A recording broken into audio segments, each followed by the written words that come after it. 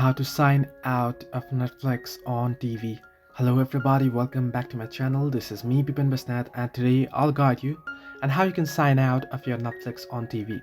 Now I'll show you a quicker way. You can directly sign out of Netflix using your TV as well, but I'll show you here on the application on the mobile. You can simply open up Netflix, log into your account that you're logged in on your TV as well, right?